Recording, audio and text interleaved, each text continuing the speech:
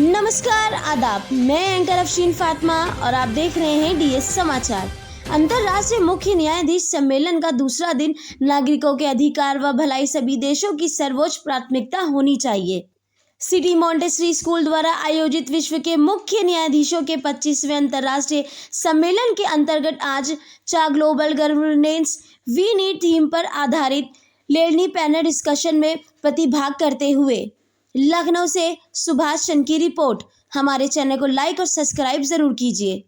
करना पड़ेगा। पूरे विश्व को एक परिवार मान के अगर चलेंगे तो हम जैसे संयुक्त राष्ट्र जैसे फोरम में सिर्फ अपने देश की ही बात नहीं करेंगे, हम पूरे विश्व की बात करेंगे कि पूरे विश्व का भला कैसे हो, क्योंकि हमें पता होगा कि हमारे देश का भी भला उसी में निहित है जो विश्व के लिए अच्छा है।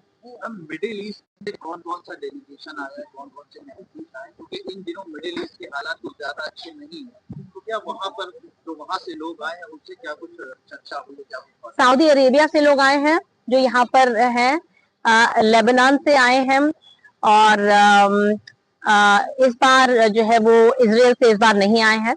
पूर्व वर्षों में आते रहे हैं इजराइल के जजेस भी। टर्की से आते हैं हमारे यहाँ जजेस, इस साल टर्की से नहीं है लेकिन ऑलमोस्ट हर साल टर्की से आए हैं। तो मिडिल ईस्ट के कई देशों से लोग आए हैं। जो किंगडम ऑफ कतर है वहां से भी जजेस आए हैं। आप कुछ प्रश्न हमारे और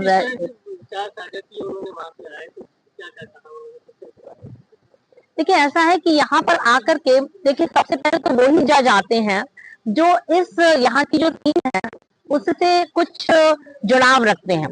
जो थीम है कि विश्व की व्यवस्था क्या हो, ठीक है। वैसे तो हर एक जज जो आते हैं वो अपने अपने ज्यूरिसडिक्शंस में उनके जो भी मुद्दे होते हैं उन पे वो काम करते हैं। जैसे कोई फैमिली कोर्ट के जज हैं, कोई जो है वो हाई कोर्ट के जज हैं जो जहाँ पर हर तरीके का मुद्दा आ सकता है, कोई सुप्रीम कोर्ट के जज हैं जहाँ पर हर तरीके का मुद्दा आ सकता है, कोई अपील कोर्ट के जज हैं, और दलवीर भंडारी जी जो है इंटरनेशनल कोर्ट ऑफ जस्टिस के जो है जज हैं, जो भारत के नामित वहां पर जज हैं। तो हर जज जो है वो अपने परिप्रेक्ष्य से अपने अनुभव लेकर के आते हैं और उसके आधार पर वो यहाँ पर बताते हैं। ऐसा नहीं है कि हमारे स्कूल ने उनको कुछ बताया कि आप इस तरीके से सोचिए। हम तो एक मंच प्रोवाइड कर रहे हैं, एक प्लेटफॉर्म जिस समाज का विकास किया जा सकता है। जैसे कि आप संयुक्त राष्ट्र संघ इसको संचालित करता है। इसका जो संविधान है जिसको charter of the United Nations कहते हैं वो 1945 में लिखा गया। अब 80 साल होने आए लेकिन इसके अंदर कोई संशोधन नहीं हुआ, जबकि समाज में विश्व में बहुत बदलाव आया है, नई नई समस्याएं आई हैं, लेकिन उसी संविधान के अंतर्गत विश्व की व्यवस्था को चलाने की प्रयास नहीं हो पा रहा। प्रश्न ये है जो चर्चा हो रही है कि विश्व की व्यवस्था आगे चल के भविष्य में कैसी हो, जिससे कि बच्चों के लिए एक सुंदर और सुरक्षित भविष्य निर्माण किया जा सके। और आप देख ही रहे हैं कि वर्तमान में कितनी सारी लड़ाइयाँ चल रही हैं, भीषण लड़ाइयाँ चल रही हैं, और यहाँ तक कि न्यूक्लियर वॉरहेड्स को यूज करने का भी प्रयोग करने की बात चल रही है। ऐसे असुरक्षित समाज में, संसार में रह रहे हैं कि ये बेहद आवश्यक है। ये जो बात है इसके लिए हम सिर्फ ये ना सोचें कि भाई ये हमारे लीडर जो है वो करेंगे। हर एक जगह को अपने स्तर में सोचना है कि हमारा योगदान क्या है। इसी तरीके से जो विश्व की जो जुडिशरी है,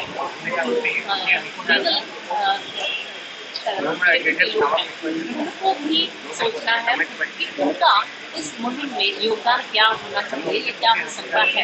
एक सक्रिय योगदान अपने अपने देशों में जा करके यहाँ से कहते हैं वापस जाकर के अपने अपने देशों में एक विचारों का एक वातावरण बनाना, एक विचारों का ऐसा वातावरण बनाना जो जिससे कि हर एक समाज में, हर एक देश में एक ये विचार उठे कि हमें विश्व की व्यवस्था को और अच्छा बनाना है। क्योंकि विश्व जब हमारे लीडर्स हैं सभी देशों के, जब अंतर्राष्ट्रीय फोरम में जाते हैं जैसे कि यूनाइटेड नेशन में, संयुक्त राष्ट्र संघ में, तो जाकर के सिर्फ अपने ही देश के लिए अपनी बात कहते हैं कि हमारा देश समृद्ध कैसे बन जाए, हमारे देश में जो है एम्प्लॉयमेंट कैसे बढ़ जाए, हमारे देश में जो है प्रगति कैसे हो। लेकिन आवश्यकता अब ये हो गई शायद कि अगर हमें एकजुट होकर के काम करना है, क्योंकि जो विश्व की जो समस्याएं हैं वो ऐसी नहीं है कि अगर हम हर एक जना अपने अपने देश की समस्याओं के बारे में ही सिर्फ बात करेगा, औरों के जो समस्याएं हैं जिससे हमें भी नुकसान पहुंच सकता है।